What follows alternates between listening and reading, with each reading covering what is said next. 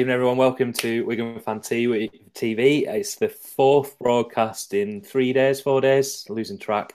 But we're back on track. We're back talking about Wigan tonight and talking about the Hull FC game. Joining me tonight, Matt McCauley on the far side of your screen. Good evening, Matt. Hello. How are you doing? And maintaining his place in the squad after an impressive performance last week in the middle there is David Bailey. That's not to say that Dan didn't impress and doesn't retain his place, by the way. Better make that clear. David, thanks for joining us again this evening for looking forward to the Hull game. No let's jump straight into it with news that broke this week. Matt, I'll start with you. Joel Tompkins, last time we spoke, we were all sort of, I think, agreed that we're going to stick by Joel Tompkins. We're going to make sure he gets the support that he needed. A couple of days later, he's gone. Hull KR, and we replaced him with Joe Greenwood. What was your reaction to that? Oh, the Gonkins. I was sad, actually, to see him go, because I would have liked to see Wigan stick by him. And I know the club did, and I know it was his decision, but there's been so much negativity about the whole thing that I just wanted to see some kind of entrenched Wigan response. I mean, to be honest, my first response was, he's gone to Hull KR. Was £10,000 and 4-game suspension not bad enough as it is as a punishment that they've sent in there? And then I thought, well, nothing will ever be bad enough because it's Wigan, isn't it? Everybody hates Wigan, and that's become so apparent. And I just wanted that kind of moment of keeping hold of all our players and saying, stuff you to the rest of the world and winning everything anyway. It does kind of go... I spoke about this with Phil Wilkinson last night. It does kind of go against everything that they'd said previous to the announcement. You know, we're going to stand by him. We're Wigan. We look after our players. We've got a welfare manager in Steve McCormack, and then all of a sudden, see you later as soon as he hands his resignation. David, what was your reaction to that? Yeah, similar. I mean, I did think he'd have been gone next season, and obviously, I think can be pretty certain that Joe Greenwood was already agreed for next season anyway, judging by how quickly they turned around that this week. So yeah, a little surprised.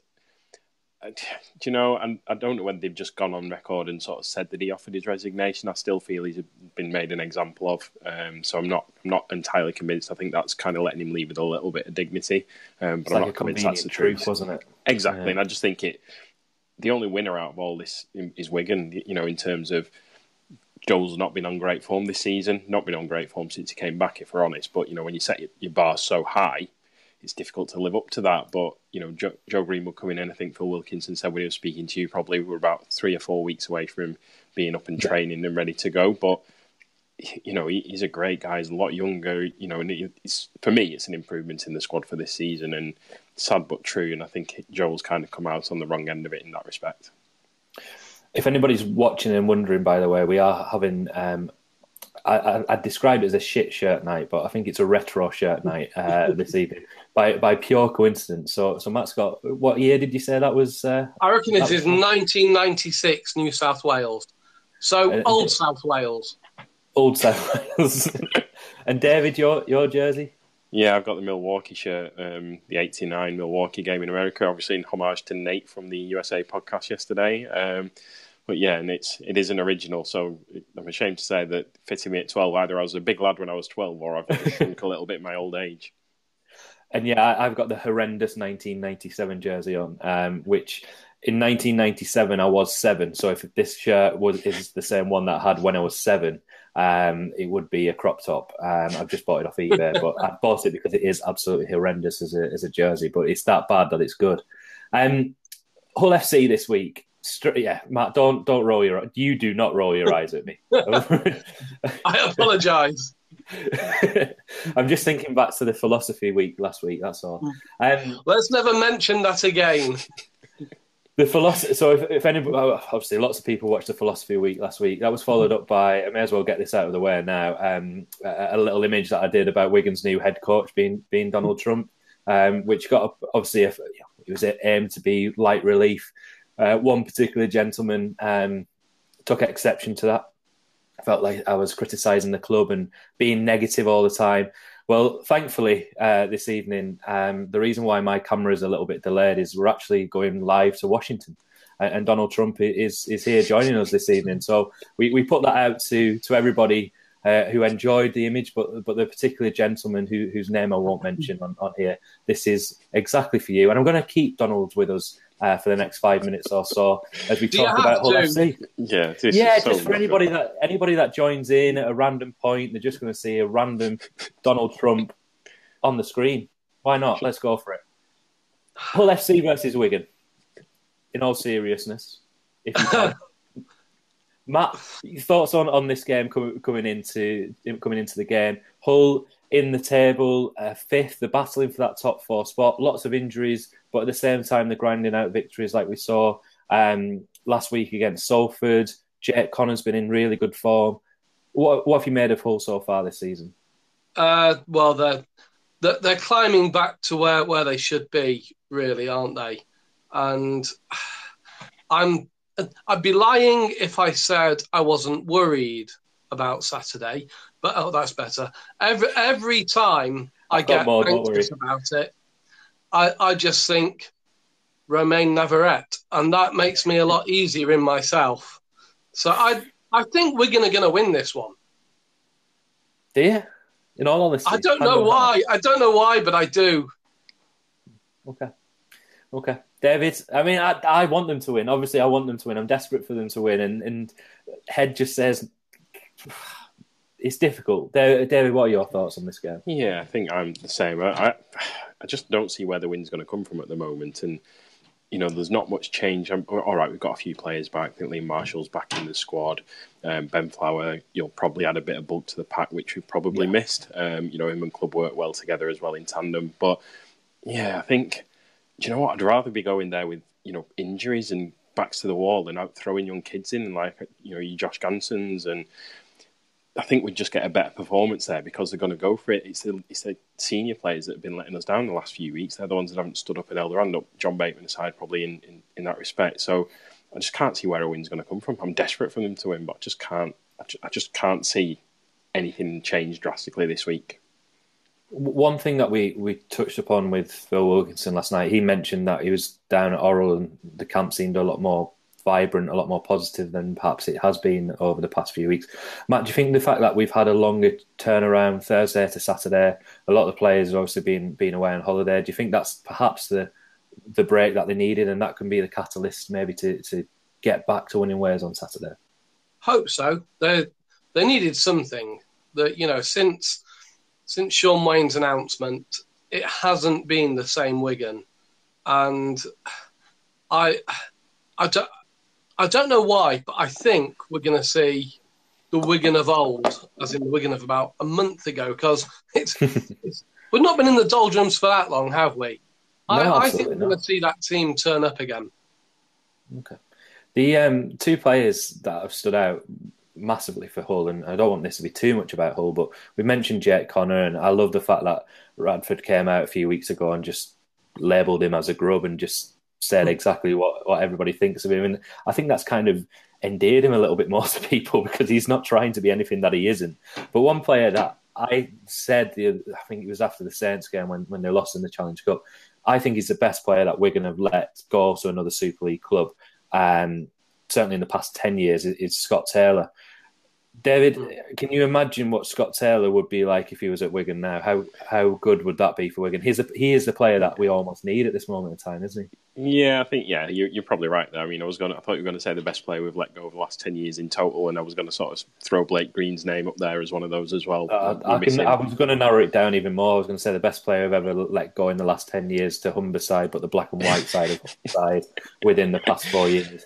Yeah, he was one. It was one of those where he was, he wanted to be back in Hull. I believe, even though he came through at Hull KR, I believe he's a Hull fan when he was a young kid as well. So it's it's one of those that you can't really win with it. He wants to go back to his family, and he's one that got away. Definitely, he's somebody that's progressed and got better since he left Wigan, and he was good enough. When we won that double, he was fantastic, wasn't he? When we beat Wembley, etc. So yeah, definitely if it.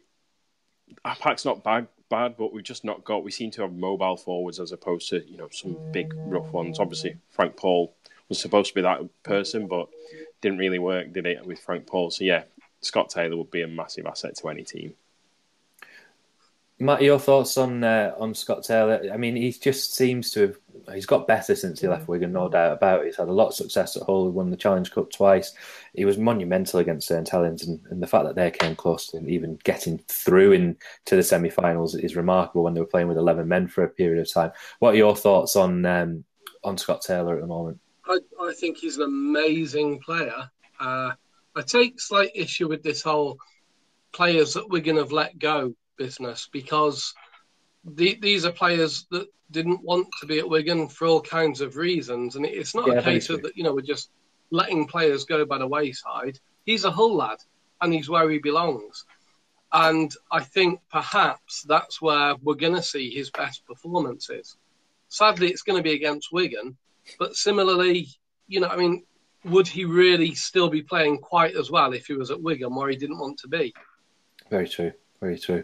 So, anybody got any questions for us? By all means, send them through. There's a question down here about Bateman somewhere, which I've now lost. Do we really think that Bateman's gone, or do we really think Bateman's still undecided on his future? Yeah, David, it's strange, this, isn't it? We've been talking about how Bateman's gone. 150%. He's gone, definitely gone, and then he goes and does a Q&A when he was away with England earlier in the week and says that he's not signed anything yet and he's going to wait until he gets back from Denver. Do you think that's just agent speak, or is there actually hope? Or is he just killing us with hope? Yeah, there's always the hope that kills you, isn't it?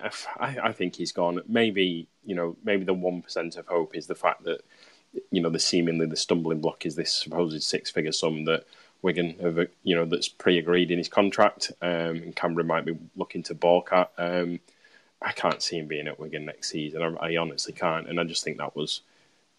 Maybe it was something that he was told to say. Maybe it was something that he was kind of said, if you get any questions about his future, just, hold your hand up. Yeah, everybody knows it's not... Nothing's been announced. Whether or not that means signed, I'm not entirely sure. But I can't see him being at Wigan next year. Andy says, Sean, are you going to send Nate your signed Frank Paul Nuasala jersey you've been wanting to offload all year?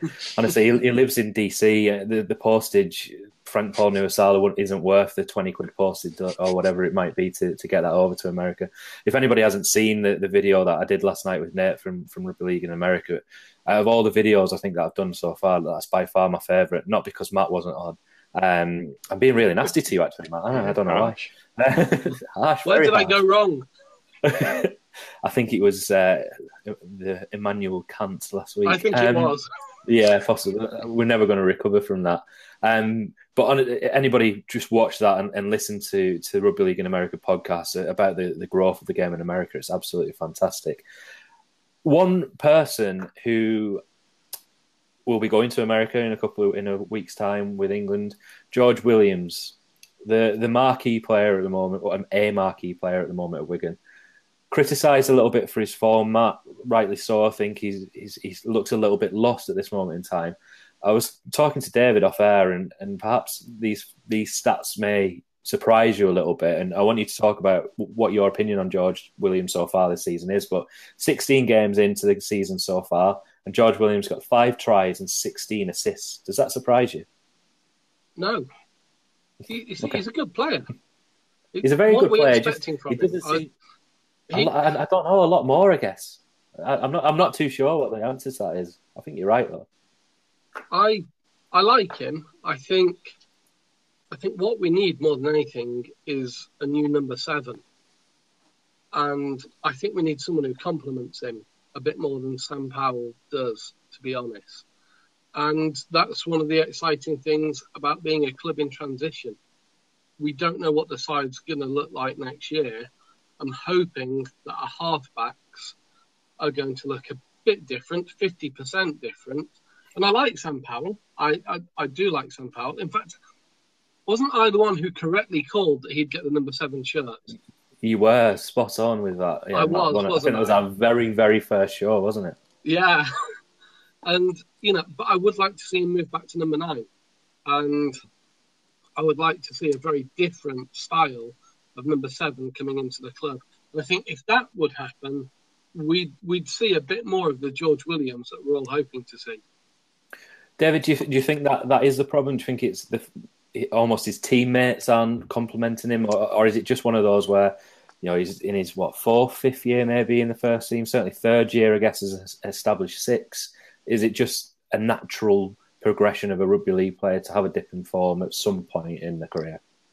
Well, yes. I mean, he's come in. He did fantastically well, didn't he? Obviously, he got the shirt. So after Blake Green had gone. So Sean Wayne said, "No, I'm going to give it this kid." When everybody was clamouring for signings, and what sort of seven do you think you'd look for, Matt, to complement him? Just on that point, what kind of player are you looking at? Adrian Lamb. Because I'm just thinking, Matty Smith's not far away, is he? Looks like he'll be a win. I don't think Matty Smith's the right player. No. And this is the difficulty about choosing halfbacks. You either go for a matching pair or a not matching pair. And I think what we need now is a not matching pair. It's like buying shoes, I guess. That's the problem with it. I've not had a matching pair in years. The problem with that is the benefit of buying shoes is you get to try them before you take them home. Halfbacks. Yeah. Mm-hmm. I'm sure there's something in that you could work with, Matt. You could rob separate shoe shops. Okay. I like where you're going. Which shoe shop would you like to rob, i.e. which number 7, apart from Adrian Lamb, in world rugby, realistically? That's a question. Well, I've got a pick of any. Any 7. Any number 7 at the moment. Yeah, I don't even know the answer to this. I don't know who I would want. Oh. We're sat here saying he needs a new number 7, and then when we actually come to it, who is there? Now that David. Yeah. Who is there? Yeah, exactly. Sneed, perhaps. Don't know. Good kicking game on him to steer the team round. It's a $1 million question, isn't it? I'm sure Chris Rodlinski's got sleepless nights thinking about it. Dawn says Danny Richardson. He's had a good half a season. I'm always cautious when people have, a decent half a season. Declan Patton had a decent half a season, and now he's sort of a utility player for Warrington. I'm always wary about. I think they've got to establish themselves for a decent amount of time. And I'm sure Danny Richardson will do. I think rugby league's almost through the way that St Helens and Wigan have been playing over the past. The halfback combination's almost gone, hasn't it? In terms of we've been mixing our halfbacks around mid-game. Mm-hmm. Saints have been doing the same with Farge. So maybe there isn't a number 7. Maybe it's a case of a utility half fullback that you sign, like a Ratchford or not Jake Connor, but a Jake Connor type player. That may be the future of where the game's going. Is we don't seem to have 13 positions anymore. We seem to have areas on a pitch. I think middles. Yeah, I was just going to say, Sean, it's possible that you're looking at it now, and your halfbacks, as it used to be, there was a very distinct. You could tell the difference between a scrum half and a standoff. Yeah. Whereas now, I think you've just got a ball player on either side, and you have one person that patrols the left and one person that patrols the right, as you do with your second rows as well.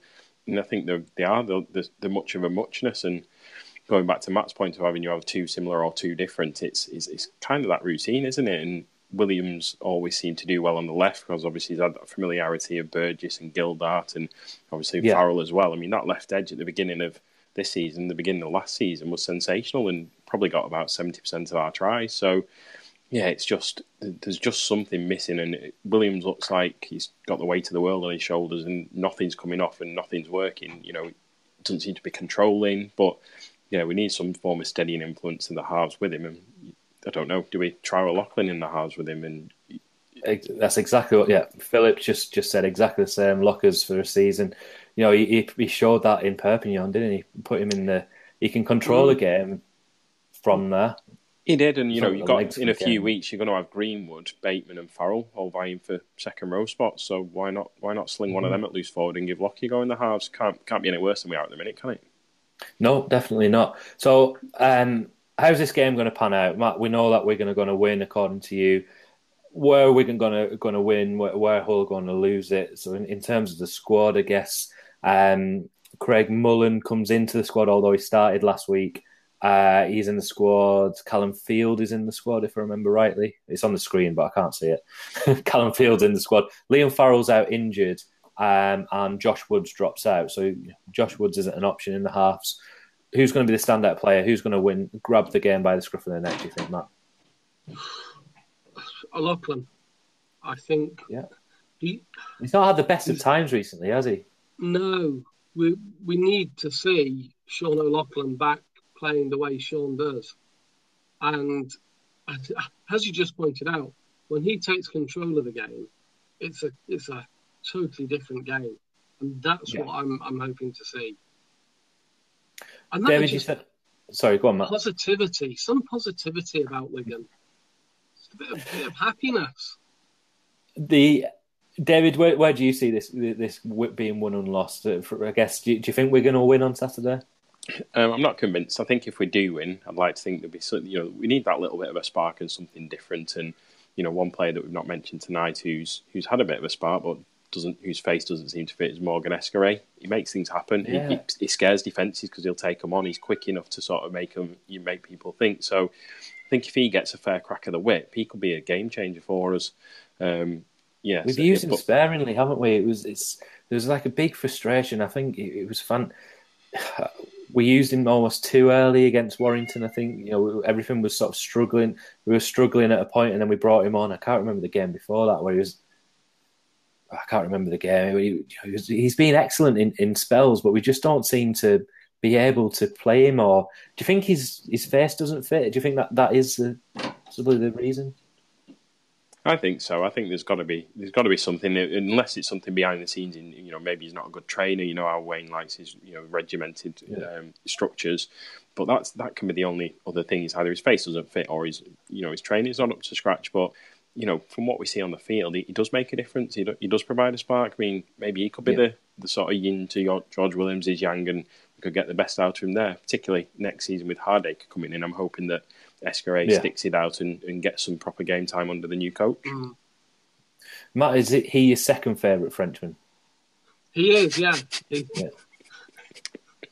By some way at the moment. To be fair, I think he's also been a bit of a marked man this season. I think a lot of teams have wised up to the threat he poses, and he's been clattered a lot quicker than he has been in the past.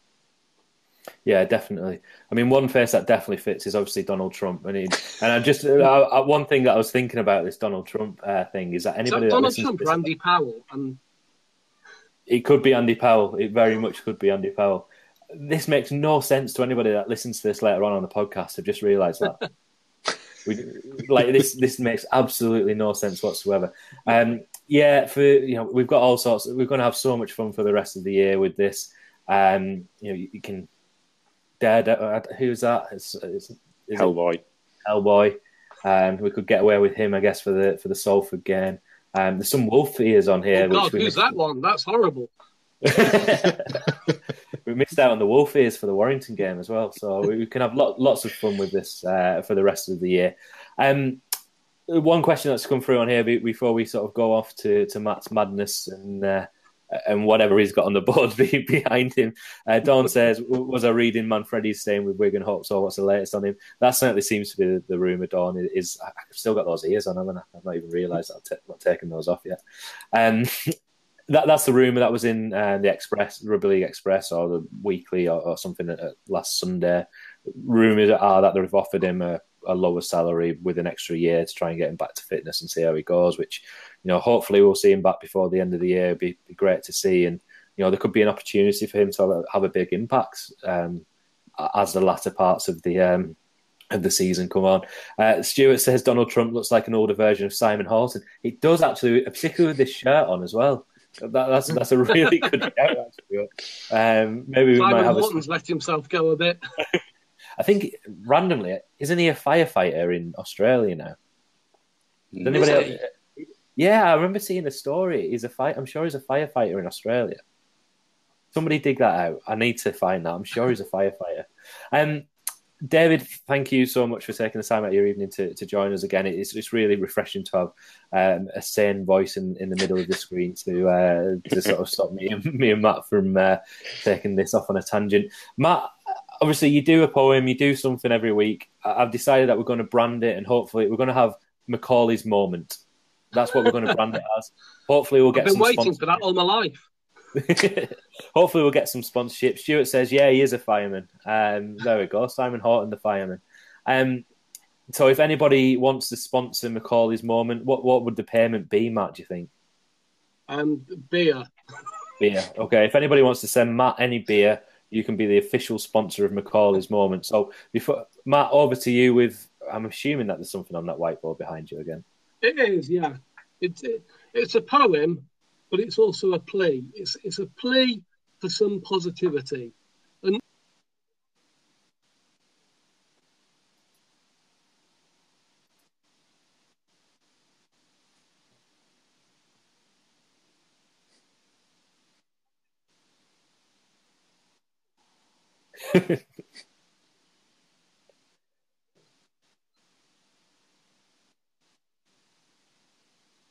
Oh, we've lost him. he's actually just gone off screen. We'll maybe never get to the end of what that poem was. So Macaulay's Moments, we branded up for the very first time, and away he goes. He's not there. So Matt, when you pick this up later on, you'll have to send us what on earth you were putting on there, because you've gone, I'm afraid. Back to me and David. David, again, thank you for joining us, and everybody that's watched this week, thank you so much. There's been 4 videos, and they're all on Facebook, all on YouTube, and all those podcasts. So thank you for everybody that's watched so far. Yeah, I think somebody has forgotten to. There's probably a power cut down in Swindon where Matt lives. So thank you everybody for watching. From David, myself, and from Donald, and we'll be back next week with a preview of the Castleford show. So thanks everyone.